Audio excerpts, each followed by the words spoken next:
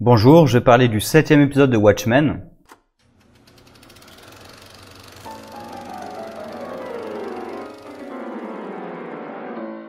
Bon, j'avoue, comme ça a déjà un peu commencé avec l'épisode précédent, je commence à être de plus en plus déçu quand même par les réponses qui sont apportées. Alors déjà, comme l'épisode précédent, j'aime pas trop les épisodes, j'aime pas trop les flashbacks déjà de façon générale, parce que je trouve souvent que ça casse un peu l'histoire et bon après. C'est sur la théorie et dans le principe, il y a parfois dans l'application, pardon, il y a parfois des trucs de flashback qui sont très bien faits. Et là, voilà, il y a des flashbacks avec Angela. Je sais pas si ça apporte grand chose, honnêtement. On découvre un peu la vie d'Angela, mais bon, on est très proche de la fin. Je trouve pas que ça m'apporte un éclairage particulier sur le personnage, honnêtement. Juste qu'elle a une enfance horrible, parce que ses parents crèvent par un terroriste au Vietnam. Ensuite, elle est dans un orphelinat absolument dégueulasse où on l'a fait bosser, on la maltraite, on l'engueule et tout. Puis sa grand-mère la retrouve, on se dit ah bah enfin elle va en sortir. Eh ben non, sa grand-mère elle meurt sous ses yeux parce que la vie te déteste, Angela, apparemment.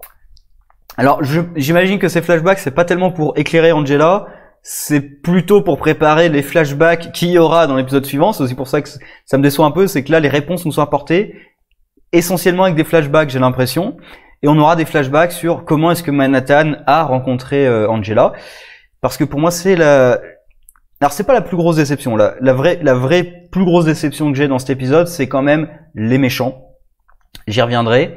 Mais sinon, un truc qui m'a un petit peu gêné, on verra comment ils le traitent. Ils peuvent s'en sortir, mais je trouve que c'est très casse-gueule, c'est d'avoir mis Manhattan dans cette histoire.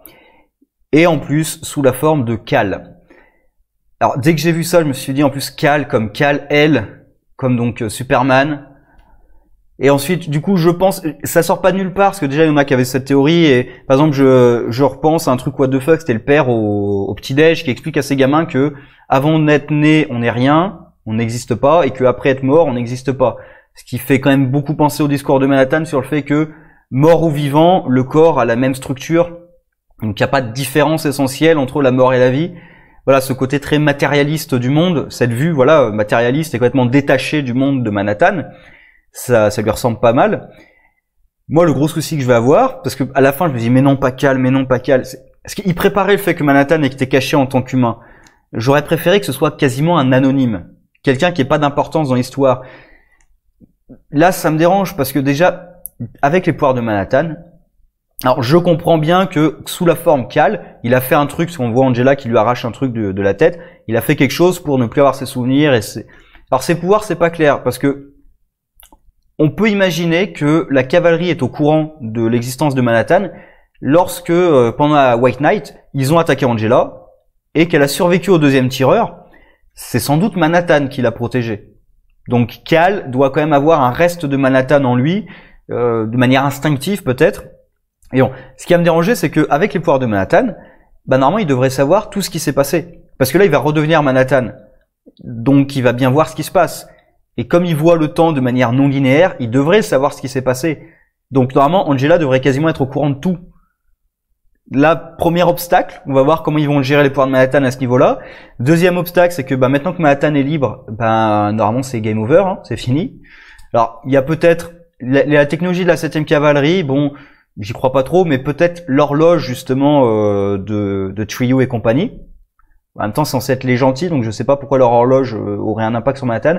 Alors peut-être par prévention, en se disant que si la 7e cavalerie obtient les pouvoirs de Manhattan, il faut faire quelque chose contre lui. Donc ça sera peut-être, sans vouloir s'en prendre à Manhattan, ça va peut-être bloquer ses pouvoirs d'une manière ou d'une autre. On verra, pourquoi pas. Mais le gros problème que je vais avoir, donc j'attends quand même le prochain épisode pour être sûr là-dessus. Manhattan, à la fin de Watchmen, on a marre d'être relié aux humains. Il décide de se barrer dans une autre galaxie. Alors ça, un point que j'ai bien aimé, c'est voilà, Manhattan n'est pas sur Mars. Ils ont fait croire ça à tout le monde. Moi, ce qui me dérange, c'est toujours que Laurie croit qu'il était sur Mars. Alors après, Laurie était pas là non plus quand Manhattan a dit à Ozymandias qu'il partait dans une autre galaxie. Donc, et depuis la dernière fois qu'elle l'avait vu, il était sur Mars. Donc que Laurie le croit peut-être. Passons.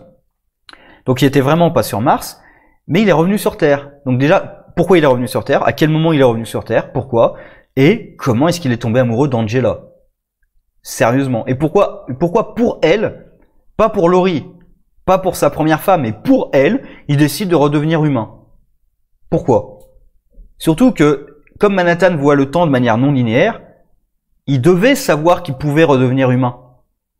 Il a dû le voir à un moment ou à un autre. Du coup, avec sa première femme, il aurait pu faire ça. Alors, puisqu'il sentait qu'il se détachait de plus en plus, il aurait pu essayer de faire ça. Enfin, on verra comment tout ça va se goupiller, mais de toute façon, faire intervenir Manhattan dans cette histoire, je trouve que c'est très casse-gueule. On verra s'ils se cassent la gueule ou pas, et je pense qu'ils vont se casser la gueule. Et voilà, forcément, donc c'est une révélation qui me déçoit. Mais la vraie révélation qui me déçoit, parce que ça encore, c'est quelque chose plutôt qui m'inquiète. Ça m'inquiète, et je verrai vraiment s'ils réussissent à gérer ça ou pas dans la suite. Mais ça m'inquiète. Le truc qui me déçoit, c'est le méchant. Puisque du coup, on découvre que le sénateur Keene et également donc Judd étaient vraiment des membres de la 7e cavalerie depuis le départ. Donc le sénateur a menti à Looking Glass. Et que leur plan, c'était que la cavalerie... C'est eux qui ont organisé la White Knight. Leur plan, c'était que la cavalerie attaque les flics pour ensuite que Keene leur fasse porter des masques. Alors ce qui est ironique, puisque c'est la loi Keene qui a interdit les vigilantes masqués. Et pour que ensuite Keene utilise ça pour devenir président des États-Unis. Donc pour dominer le monde, of course. Et maintenant qu'il a découvert qu'il y avait Manhattan, sans doute en attaquant Angela justement, et que son mari a dû la protéger en utilisant les pouvoirs de Manhattan, maintenant ils ont apparemment accès à une technologie qui leur permet de répliquer les pouvoirs de Manhattan et de tuer Manhattan. Ce que même Ozymandias n'a pas été capable de faire. Bon. Comment est-ce que ça va marcher? C'est parce que s'il faut l'attirer dans la machine et le détruire, bah bonne chance pour attirer Manhattan, hein, franchement. Et même pour obtenir ses pouvoirs, parce qu'il me semble dans les comics, il faudrait relire le comic book Watchmen, mais il me semble que justement les auteurs ont mis une explication sur pourquoi est-ce les États-Unis ont pas essayé de répliquer l'accident qui a donné ses pouvoirs, en expliquant que qu'il y avait une chance sur 1 milliard ou un truc comme ça. Enfin, c'était vraiment un accident qui avait très peu de chances de se reproduire, et que la plupart des humains qui réessayeraient de faire ça mourraient.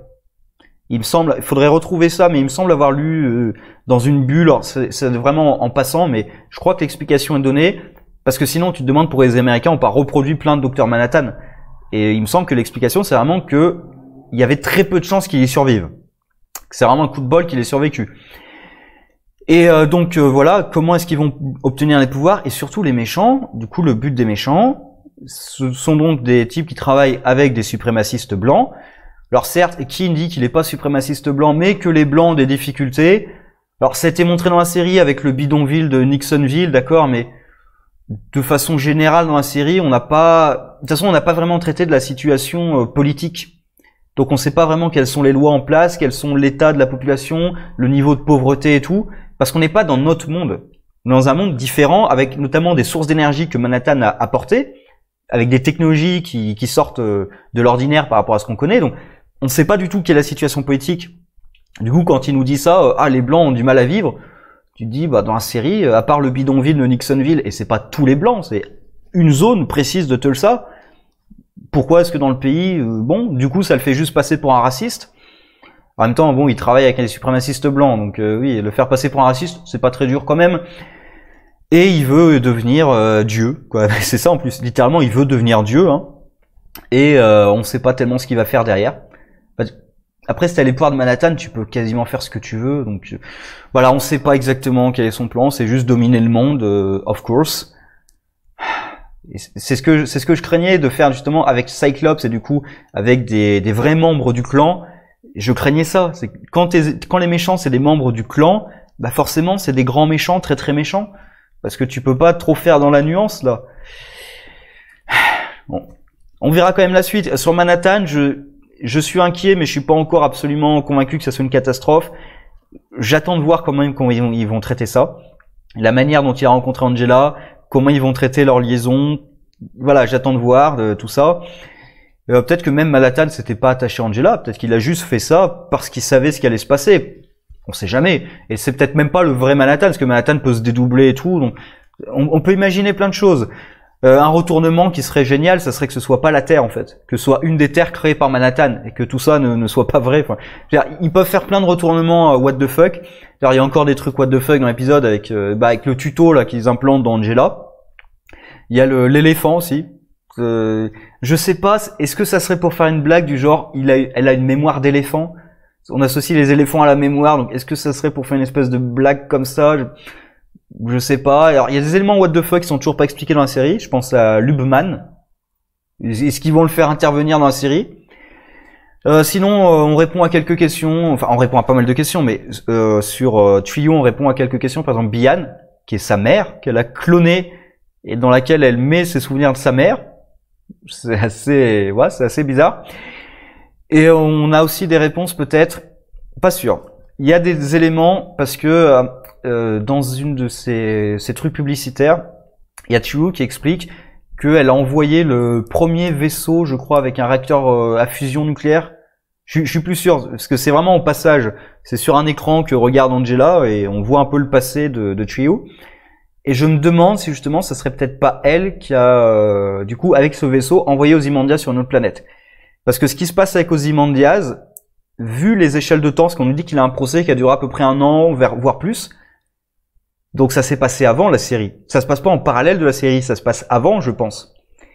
Et du coup, ça pourrait peut-être, parce qu'il y a certaines théories qui expliquent que Ozymandias serait la statue. Qu'en fait, oui, ça serait la statue. Et en même temps, Trio a récupéré un truc qui est tombé du ciel. Alors est-ce qu'elle aurait pas récupéré Ozymandias sous forme de statue, peut-être, un peu genre Han Solo dans Star Wars, quoi? Est-ce qu'il y aurait un truc comme ça? Parce que certains pensent que peut-être ça se passe dans la tête d'Ozymandias. Alors ça aussi, c'est la séquence procès d'Ozymandias ultra what the fuck, et je trouve, voilà, pour le personnage, ça casse quand même pas mal de l'image du personnage. J'ai trouvé ça assez décevant. Et surtout, c'est con parce qu'un procès avec Ozymandias, ça aurait pu vraiment être génial. Ça, pour le coup, c'est quelque chose que j'aurais vraiment aimé voir. Un procès, en plus, avec des non-humains, quoi, avec des clones. C'est des clones humains, mais qui sont quand même très particuliers. Ça aurait pu être extrêmement intéressant, justement, de le voir même défendre ses convictions et les motivations derrière son génocide, quand même. Ça aurait pu être extrêmement intéressant. Finalement, non, on passe à un truc assez absurde.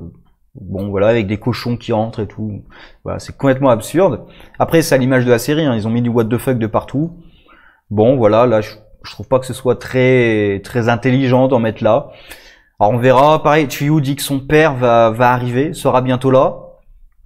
Alors, est-ce que son père, c'est Ozymandias? Parce qu'il y a le côté, elle est extrêmement intelligente, donc est-ce que son père, ça sera Ozymandias? On verra, peut-être, hein, j'ai aucune idée.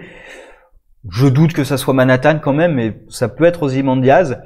Après, Manhattan, donc je pense que la 7e cavalerie est au courant que c'est Manhattan grâce à White Knight. Et Trio dit que c'est Will qui l'a informé.